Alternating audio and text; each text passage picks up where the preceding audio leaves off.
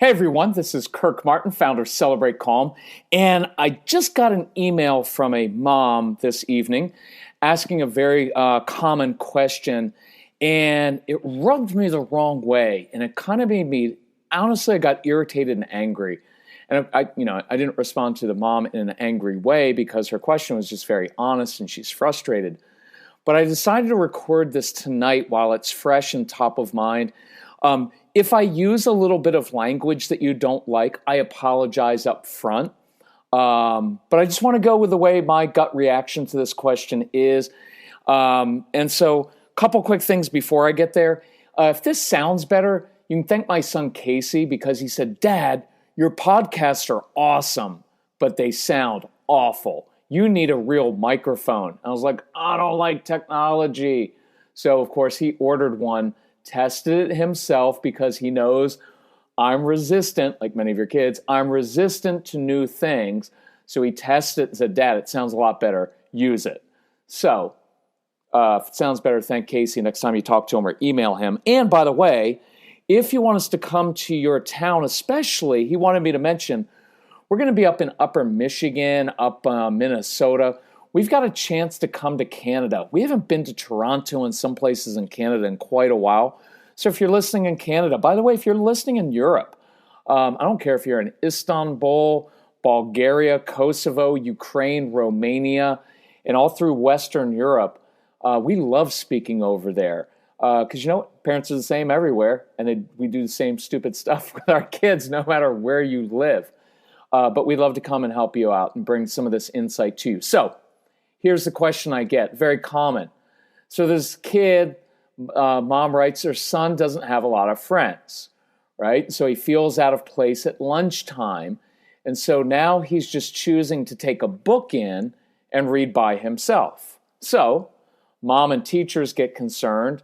And now they're starting to talk to him about the importance of making friends. Forgive me for the mocking tone, but it makes me vomit. So what we do to our kids all the time with this stuff. So the son insists, "Hey, I'm okay. I'm okay just reading the book and being alone." But mom recommends, "You know what, Money, maybe you should talk to a counselor about it." And the son adamantly refuses. So hence, later at night, these are when I get all the emails because the kids are finally in bed, not asleep, but finally in bed and the parents are freaking out about it, usually moms. And so, you know what I mean.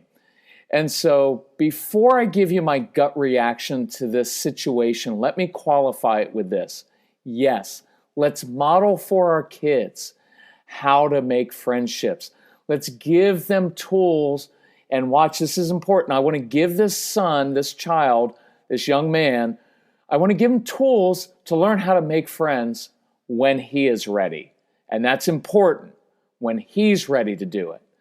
I want to teach him how to ask questions of others, how to inquire about their interests, how to discover a common interest, and then have a two-way conversation. See, many of your kids dominate conversations, and they talk about the same thing over and over again. And it's just anxiety and immaturity. Right? You know what? Social interaction is scary because if I go up and talk to another person, I don't know what they're going to say. I don't know how I'm going to react. If I'm a slow processor like I am, like many of your kids are, I have trouble sometimes with auditory processing, and so do many of your kids. So we'll respond awkwardly at times. So social interaction can be kind of scary. When I just talk to you about the same thing again and again and again, and I'm a kid, that's my safe zone, right? So look, you've got to look beneath the surface of these things. We just label our kids with all these things and think there's something horribly wrong with them when they're not. And some of your kids don't have friends. You know why? Because they rub other kids the wrong way. It's part of their personality. It's part of the way they're made. And that makes you uncomfortable, but deal with it because you're an adult. Sorry, I'm skipping ahead. Stop projecting your own wants and needs and what you value onto your kids. Look, there are a lot of moms out there who are awesome, and dads too, but a lot of moms, you've got lots of friends and you get together with your friends. And so you want your kids to have lots of friends. And you know what? You're projecting that onto them. There are a lot of people, including me, who don't want a lot of friends. I don't like people. I'm kidding. I like people. I love people, but I don't want a lot of friends. I want a few very close friends that I can go deep with, that really get me and understand me. I find a lot of people, men my age, boring. I think they're boring because they all talk about the same thing over and over again. They're not interesting to me. I like really interesting people who think differently. And you know what? There aren't a lot of those out there. And I know that probably makes you sound like a jerk, which is another reason maybe I don't have a lot of friends. But if you ever meet me in person, come out to a live event. I'm a really nice guy, but deep down, I don't want a lot of friends. I have a couple really, really, really close guy friends that I can share everything with, and they share stuff with me, and we connect on a deeper level. But I'm not interested in getting together and just doing blah, blah, blah talk. I'm not interested. I've got better things to do. I'd rather, like this child, I'd rather just be reading a book by myself because that fascinates me and that engages my brain. So stop projecting what you want onto your kids. Stop thinking there's something wrong with them because they're not like you. They don't want to be like you. Thank God they're not like you. I don't mean that in a bad way. That sounded horrible, didn't it? But I am glad they're not like you because we need different people. And that's where we get in trouble. So look, some kids don't want to have friends their own age. You know why? Because their friends, the other kids in their class, are boring and stupid. They just are. And look, if you want to talk about artificial constructs in society, why don't we try this one? So we have this idea, we're going to group a child that's 9 together with only kids his own age, and he's going to go through 12 years of school and only be grouped with kids his exact own age, not taking into account that many of your kids have something called asynchronous development. Asynchronous, out of sync. Intellectually, many of your kids, very, very bright. Great talks with older kids or adults. They love getting sent to the principal's office. Why? Because now they get to have an engaging conversation about geopolitical issues and figure stuff out. And they're awesome. But emotionally and socially, many of your kids are a little bit immature. They're a year or two behind. So guess what? They get along better with little kids and animals. Who do they struggle with? Kids their own age. It's awkward, so they don't want to be friends.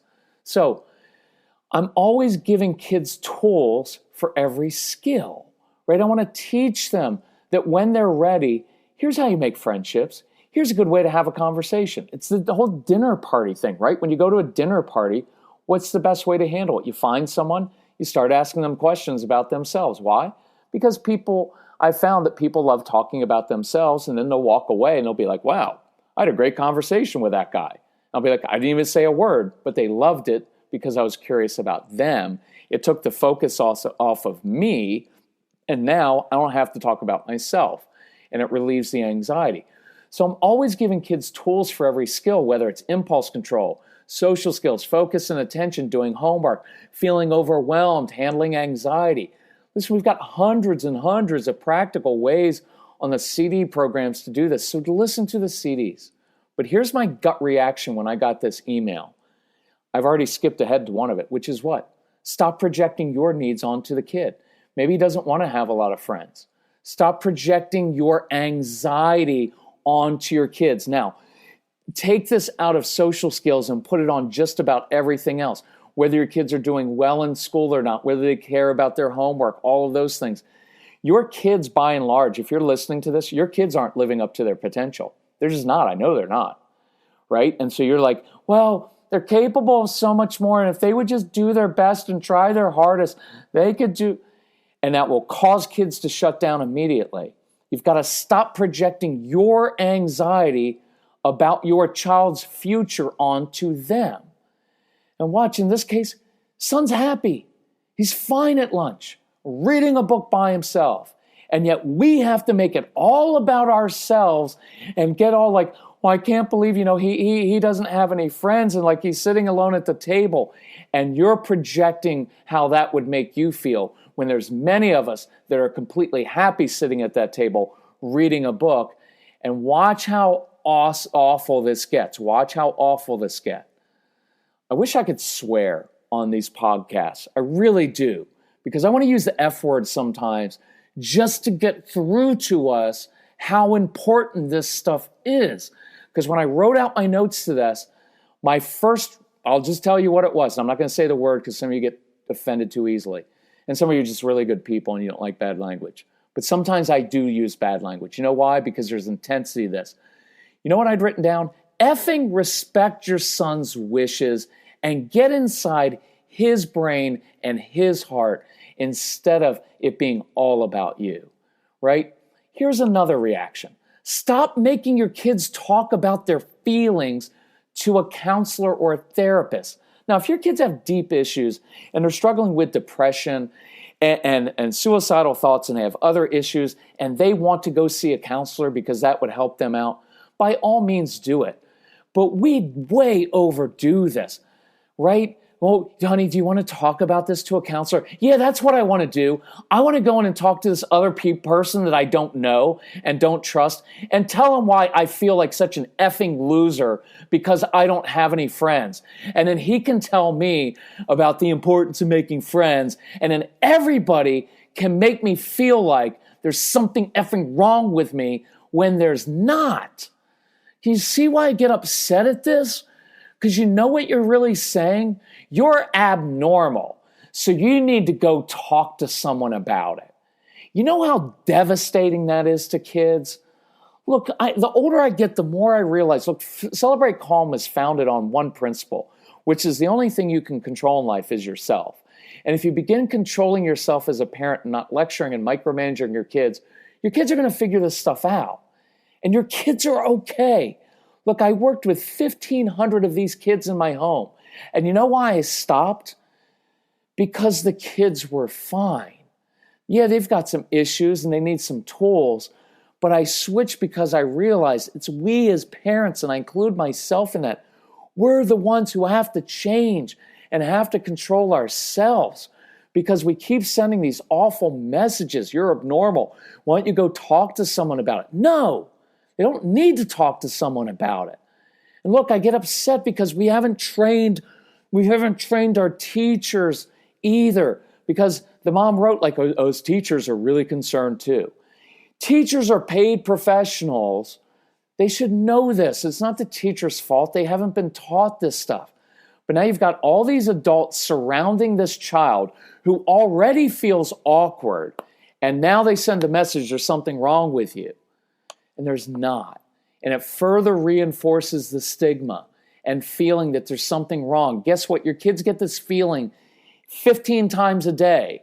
Why? Because they can't take tests in the same amount of time because they're slow processors of information, right? And what we don't tell them is, you know why you're a slow processor? Because you've got an awesome brain that's really busy and you're a good thinker and you like to think through things. You know why you blurt out?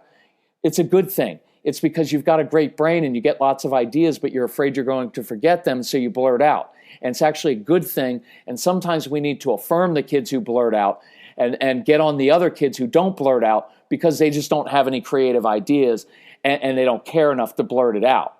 You know what I mean? If you switch things around, our kids wouldn't have confidence issues, right? They'd be being affirmed for these things. So they're just different and they value different things. And I want you to respect it. Respect your kids. Sometimes, not all the time. I realize you have defiant kids. My son was one of the most defiant children I have ever met. He was. But what he really was frustrated, right? So sometimes we're like, well, they just need to respect us. Sometimes we need to respect our kids. When they tell you something, respect it. So instead of trying to change your son, why not go right now and compliment him and affirm him? Because just think, look, there's two ways to handle this. Son, I'm really concerned because you don't have any friends. Let me talk to you about the importance of making friends. And if you can't make friends, maybe you should go talk to someone about it. Can you hear how much? You know why that makes me vomit? You can hear it. Look, I know why you say it as a parent. Your intentions are good. But I want you to slow down and think about this stuff and what we're saying to our kids. But what if instead you went to your son and said, Stephen, you know what I love about you? You're your own person. You don't feel the need to fit in and be a joiner and join in with what everybody else is doing. You're independent. You're fine doing things alone and not always being part of the crowd. And look, if you ever want to be a part of the crowd, I'll give you a few tips that I use when I go to cocktail parties and work events where I feel kind of awkward. I've learned to simply ask other people questions about themselves. That way, I don't have to talk and I don't have to carry the conversation, but the other person talks, I listen, and I ask more questions. And I think I'm great because people love talking about themselves. But Stephen, if you want to sit alone and read at lunch, I think that's way cool. Why waste your time talking about dumb stuff with other kids that you're not interested in, right? I love the fact that you're curious. I love the fact that you like to read. I love the fact that during lunch, you're reading a book about something you're interested in. It's a cool quality. So I like and respect your self-awareness because here's what you know, Stephen. You need some downtime in the middle of the day because school's stressful and being around all those other kids wears you down. And so in the middle of the day, when you read your book and you retreat into yourself a little bit and it calms you down and centers you and you're just quiet and you process everything, you know how emotionally intelligent that is? Most adults don't even know how to do it. But here you figured it out already and you're doing it. And I'm proud of you. So forgive me. Forgive me for trying to change you and who you are. The truth is, I wish I was more like you. I wish I was more independent. I wish I was more content just reading a book. I wish I was curious like you. I wish I was self-aware. I wish I took more time and space to myself. I need that because if I did more of that, I wouldn't be micromanaging you and lecturing you all the time. See, those are great qualities I'm learning from you, Stephen. You know what? I admire you. So don't ever be ashamed that you're different because that takes courage and it makes you a leader. I'm proud of you, son. It's awesome. So why don't we do that? Why don't we ever do that? Please stop trying to change your kids or think there's something wrong with them all the time. And instead, look, this was the last podcast. It's probably every podcast. Learn about your kids. Study them. Learn how their brains work. They're not these awful kids that we think they're, oh, he's just so strong-willed. Good. I want a strong-willed child. I like kids who have a strong will, who know what they like and know what they don't like. Are they more difficult to teach and raise? Absolutely. But here's a question I'll give you. I was going to save this for another time. Why did you have kids? Think about this. This is not meant to sound accusational. It just did, so forgive me for that. But some of you need to hear it like that. Why'd you have kids? What was the reason you had kids? Right? We're not living in the 1800s where you had to have kids in order for them to work out on a farm so you guys didn't die. It's not for labor. Why'd you have kids? Did you think there was just going to be like, well, we're going to have kids, we're going to have a couple kids and a white picket fence, we're going to have this awesome marriage, and we're going to do things together, it's going to be fun, and they're going to excel at sports and do really well in school, they're going to make me look really good and go off to college, and I'm going to be really proud of them. Yeah, sorry. It's not how it works. Especially if you were lucky enough to get a strong-willed child that makes things difficult. Because guess what you get that the other parents don't get? You get the ability to grow up. You get the challenge to grow up and deal with all your issues because you're so effed up. And you know who else is? I am. Do you know this whole thing that we do, Celebrate Calm? You know why we're doing it? Because I was and am an effed up parent who didn't have any clue about how relationships worked and almost ruined the relationship with my son, Casey. That's why I'm here doing this. There's no accusation in this. I was an immature 45-year-old man, 40-year-old guy actually at the time, who was successful in business but didn't have a clue how to have relationships in life. So there's no accusation. I don't do any blame or guilt. I do ask for complete honesty. I ask for humility. And I ask you to work on this stuff and realize if you would spend the next 30 days working on your own issues, right? Spend December. You want to give your kids a gift for Christmas? It's this. Guys, I resign. I'm resigning from micromanaging and controlling your life for the next 30 days until Christmas. I am going to learn how to control myself, my own anxiety, my own control issues, my mouth. I'm going to stop lecturing you because I believe you're capable of being successful, right? Does that make sense? Start doing that. I'll close up with this. One of my favorite kids of all time was back when we lived in Ashburn, Virginia. His parents were awesome. And their son, I won't say his name, but he, every day at lunch, he would go in and he'd read his book alone. So I went in to visit him. You know what I did? I took a book in. And I sat next to this kid, and we sat at the lunch table right next to each other, both reading our books, didn't say a word, happily oblivious to everyone else, happily content. You know what that kid's doing today? He's wildly successful. He's fine with social skills. He's got a lot of friends that he wants to have. He does. You know what? I'm 52. When I'm on the road and we're speaking, sometimes you know what I do? I go sit at the bar at a restaurant. And you know what I do? I take a book in there. Sometimes we're on the road on like Friday night. So here's dorky me going over to the restaurant, sit up at the bar. Everybody's bantering. You know what? Sometimes I join in if people are interesting, but most of the time they're not. So you know what I do? I read my book, and I'm perfectly content as a dork. And you know what? I don't care. I'm happy. So enter in, learn about your kids. Why do they think the way they do? Go deeper. Look, you don't have to get our stuff, but you should. You know why? Because there's insight in our CDs about why your kids do this stuff. I can explain exactly why they're doing it. So instead of going and demoralizing your child and dragging down their confidence because something's wrong, we can have these affirming conversations with them and make them feel like $1 million, like there's nothing wrong with me.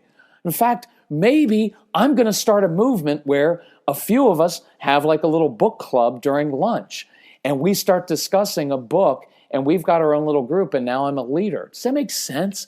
Just cool. If you need help with this stuff, email us, call us. You're going to talk to my son, Casey. CASEY at celebratecalm.com. We've got a Facebook page, Celebrate Calm. We've got a free newsletter. You can call us at 888-506-1871 if you want us to come to your town. If you need help financially with any of our resources, because we do require an investment. Why? Because it's important that you make this a priority, and it's more effective than almost all the therapy you've ever done, and you've wasted a lot of money on stuff that didn't help, and I have something that will actually help you, and I want you to invest in it because I want you to take it seriously and put the time for the next 30 days into controlling yourself, right? Then you will see things change. Anyway, thank you for being a parent. Thanks for working so hard at this stuff. Hope you found this helpful. Hopefully we'll see you on the road after New Year. But let me know if we can help you. Again, you can email us, Casey at celebratecalm.com. Thanks so much. Bye-bye.